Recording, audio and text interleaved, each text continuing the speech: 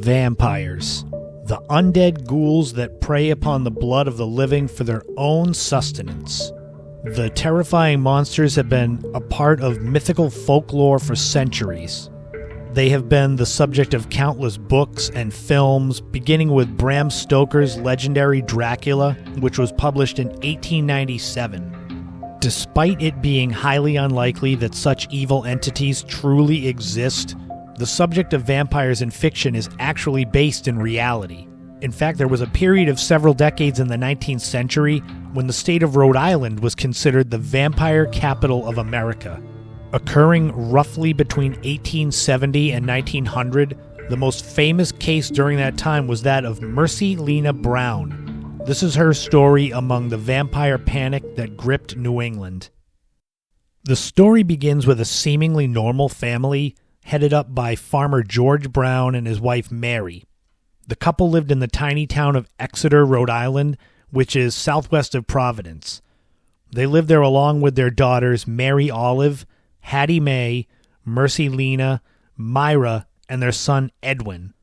Exeter was a farming town dwindling in population in the years after the Civil War, from 2,500 people in 1820 to only 961 in 1892. Being such a small community meant that most people knew each other, making the terrible events that befell the Brown family more impactful. The first tragedy to strike George Brown and his family came in December 1883 when his wife of 20 years passed away. Mary had been sick and deteriorating slowly over the preceding months with symptoms of tuberculosis, or consumption, as doctors called it at the time. Tuberculosis symptoms include a painful, long-lasting cough, expelling a mixture of blood and mucus, and severe weight loss, among others. It's a terrible illness.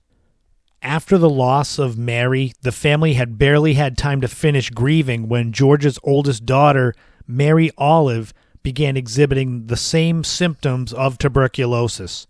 She passed in June 1884 at the age of 20. Two sad losses in 6 months stunned the family and the community of Exeter, most of which had attended young Mary's funeral. Things remained relatively normal for the next few years until 1889, when George's only son Edwin began to suffer the same symptoms as the others. Before a similar fate could befall him, Edwin and his wife Hortense were sent out to Colorado Springs, where it was hoped that the mountain air would cure him. It helped to a degree, but was not a cure for the tuberculosis ravaging his body. While Edwin was out west, Mercy began suffering the consumption as well. It is thought that both she and Edwin had what was called the galloping strain of the illness. This meant that it likely lay dormant inside of them for years, asymptomatic. Mercy became the third member of the Brown family to die of tuberculosis in January 1892.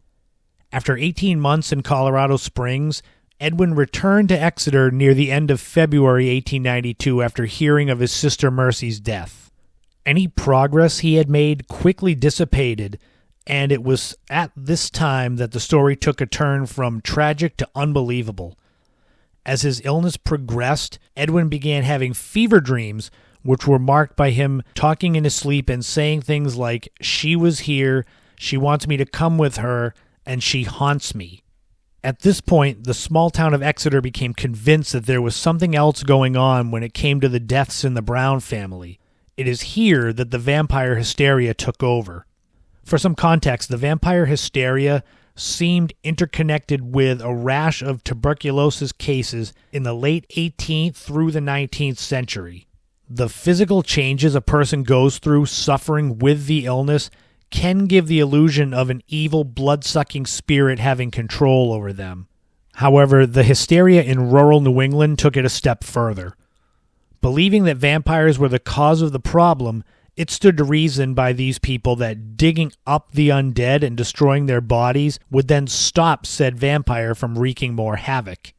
This led to a series of gruesome exhumations. The process included digging up a suspicious corpse. If it looked like it had not decayed enough to the people's liking, they would then perform tasks such as beheading the corpse, breaking its bones, and if available, mutilating the organs, including removal of and burning of the heart. In an interview with HowStuffWorks.com, New England author and folklorist Michael Bell said at least 80 such rituals took place during the vampire panic, although usually these corpses were not referred to specifically by the name vampire. The most famous of these exhumations took place in the spring of 1892. As Edwin Brown slipped away, the residents of Exeter became convinced that he was being drained by an unseen force. They begged George Brown to dig up the bodies of his wife and 2 deceased daughters to prove them wrong. Although not a believer in such supernatural ideas, George was eventually convinced as he was desperate to save the life of his only son. On the morning of March 17, 1892, 3 exhumations took place in Exeter's Chestnut Hill Cemetery. George's wife Mary and eldest daughter Mary Olive, having been dead for close to a decade at the time, were revealed to be only skeletons. However, Mercy proved far different. Having only been dead for 2 months and also been buried in the cold of a New England winter, Mercy's body looked surprisingly lifelike when exhumed. Her skin receding post-mortem also gave the appearance of her fingernails and hair having grown.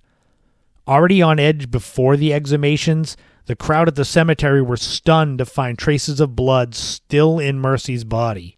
Fearing the worst, her heart was subsequently removed. It was placed on some nearby rocks and burned. Not satisfied with that act, the crowd convinced George that the vampire's heart could help cure Edwin.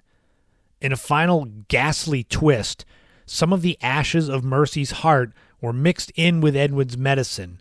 The macabre concoction did not help, and sadly Edwin was felled by the consumption on May 2nd, 1892. News of this incident and its aftermath made its way across the ocean. It became an influence, as previously mentioned, for Bram Stoker's classic Dracula. It was definitely an influence on Rhode Island horror writer H.P. Lovecraft and his book The Shunned House. All subsequent vampire books and films can trace their origins to these times and to Mercy Brown. Rhode Island's time as the vampire capital of America ended shortly after Mercy Brown was returned to the cold ground. The threat of vampires dwindled, though not as severe of an epidemic today as it was in the 19th century. Tuberculosis is still a serious threat. In fact, according to the World Health Organization, a total of 1.4 million people died from tuberculosis in 2019. That's just a few years ago. Mercy Brown's grave remains to this day, along with her siblings and parents, at the Chestnut Hill Cemetery, although hers is shackled and chained to a nearby tree, which stops thieves from taking it because that has repeatedly happened. Legend has it that the ghost of Mercy Brown haunts the area around her grave and even a nearby bridge. Perhaps when going to pay respects to the last vampire of New England, keep an eye out. Mercy Brown may just be closer than you think.